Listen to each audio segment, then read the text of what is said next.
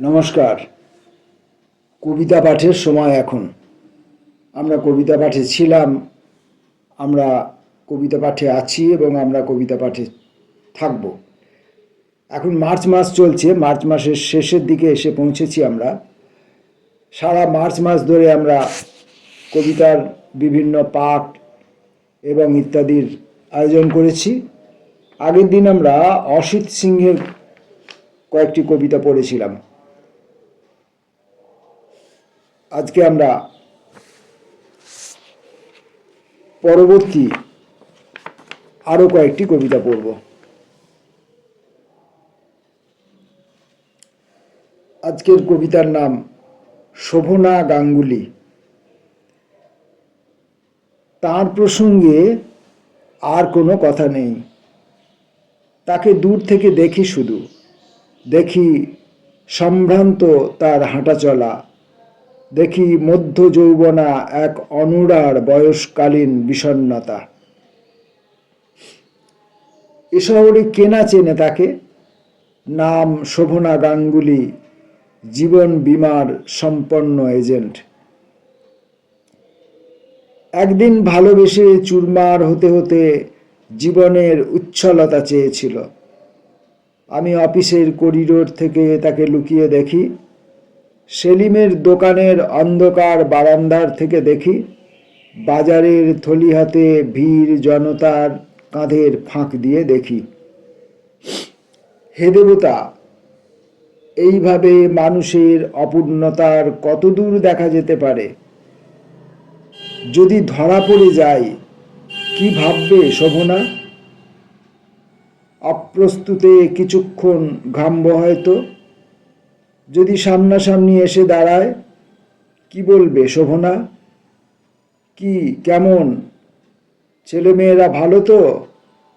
তারপর বিশুদ্ধ রৌদ্রে অথবা সন্ধ্যার কুয়াশায় শান্ত হেঁটে যাবে, শোভনারা যেরকম যায়।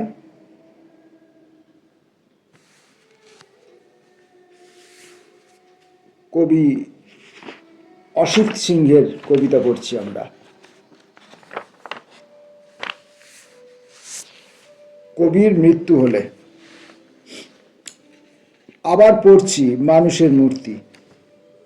আবার পড়তে চেয়েছি মাতা ও মৃত্তিকা যখন আনন্দ ধাতু। আবারও পড়তে হবে জমে গেছে নবীন কবিদের সদ্যস্ফুট কত কবিতা। হে আমার নুয়ে পড়া গেরস্ত আত্মা, জীবনের ঢল বেয়ে এবার থামতে চেয়েছি। থামতে চেয়েছে সব লেখালেখি। যে কবি এইমাত্র আমাদের ঘুম ভাঙিয়ে নিজে অনন্ত শয্যায় ঘুমিয়ে পড়লেন, আমরা তাকে রৌদ্র দিই এসো, তার জন্যে বিছিয়ে দিই শীতল পাটি। ভাবব বড় অশান্ত হৃদয় নিয়ে জন্মেছিলেন কবি। হে লিখতে আসা তরুণ কবি, এইসব ভুলে যাও তুমি। মনে রেখো, সমস্ত শোক ও বিলাপেরও বেশি থাকে কবির ত্রস্ত জীবন।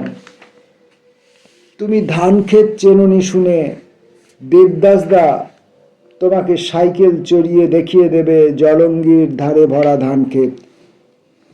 মোহাম্মদ রফিক বলবে, সুতপা তুমি সিগারেট খেও না, স্যার শুনলে দুঃখ পাবেন।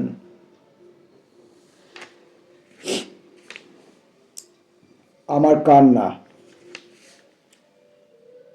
পৃথিবীতে বেদনা যদি কোথাও থাকে, সে আমার গ্রামের বাড়িতে। বহু বছরের পরে মাকে দেখতে এসেছি। দেখি চিরদুঃখিনী মা দুঃখে আরো কুঁজো হয়ে গেছে।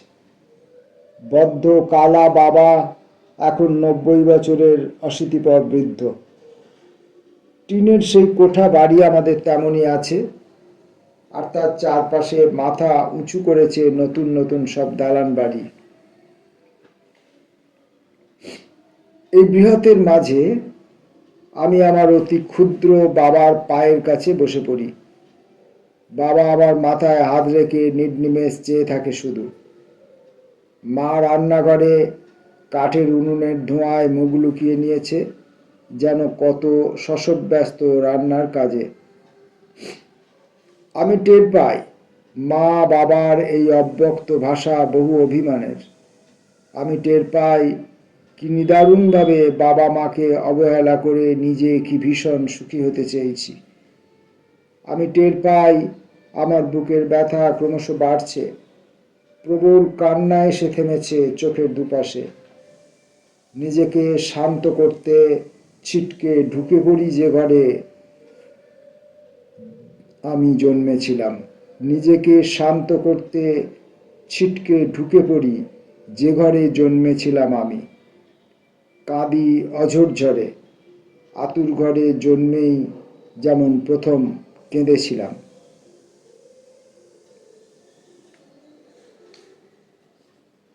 কবি অসিত সিংহের আজকের শেষ কবিতাটি, 29 সেপ্টেম্বর। আজ আমার আনন্দের দিন, শান্ত আশ্বস্ত হওয়ার দিন। কালকেই গায়ে কেরোসিন ঢেলে দিতে চেয়েছিলাম।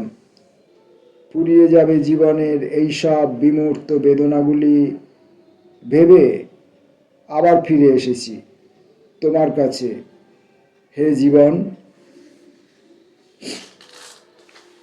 আমরা কবিতা পাঠ প্রক্রিয়ার মধ্যে রয়েছি। আমরা এতক্ষণ অসিত সিংহের কবিতা পড়লাম, এখন পড়ব সোমব্রত সরকারের কয়েকটি কবিতা। সোমব্রত সরকারের কয়েকটি কবিতা। প্রথম কবিতা, অসতর্ক। বয়স আংটি হয়ে হারিয়ে ফেলবে তোমাকেও। আমি দুঃসন্ত, ভ্রাম্যমান আকস্মিক এসে থেমে আছি, এখানে এসেছি। তপবন ভেঙে পড়ে সদ্য বসতি উঠেছে। হরিণ বলতে চঞ্চল পা, সিংহ নরম হিংস্রতা ভুলে নির্ভুল নিশানা। তোমাকে বিঁধেছি চোখের তীরের কিছু যা অর্জিত। স্বাস্থ্যবান আলো এসে জুটেছে সবুজে, বোঝাচ্ছে ধুধু মাঠ, জঙ্গল, গ্রাম। অক্ষত কম্পন রেখে থেমে আছে ভিন দেশ।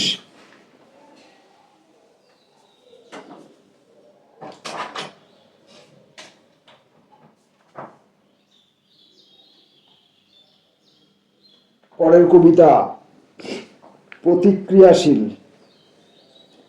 সম্ভাবনা চোখের পাতায়, পথ পথ উড়েই যাও বিশেষ দিনে।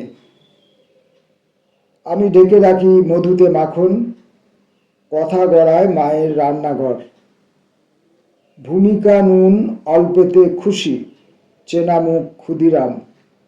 সুখে দুঃখে আমাদের পাড়া প্রতিবেশী। অভিভাবক। বিকেলকে পথ দেখাচ্ছে অন্ধমণি। রামায়ণ ক্ষতি করে, টুকটাক তুলনা ধরেই চলে আসে বৃষ্টির আকাশ। নিয়মিত আত্মরক্ষা ভেবে আকৃষ্ট অভিপ্সা রেখে দিই। বাতায়ন থাকলেও খোলা নেই, বন্ধ জানালায় দৃষ্টি রেখে ঘোলাটে স্বপ্নের গান থেমেছিল। জানবার বিষয় একটা, এ পাড়ায় দশরথ নেই।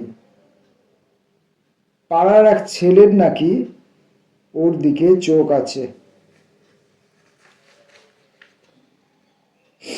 সোমব্রত সরকারের শেষ কবিতা, সম্মোহন।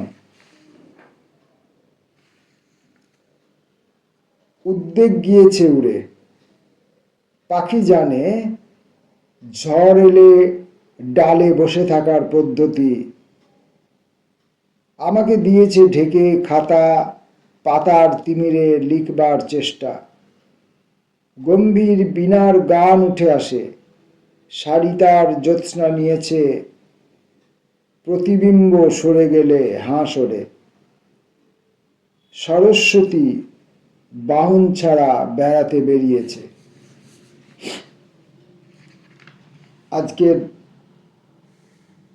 কবিতা পাঠ পর্বে আমরা অসিত সিংয়ের কয়েকটি কবিতা এবং সম্ব্রত সরকারের কয়েকটি কবিতা পড়লাম। নমস্কার।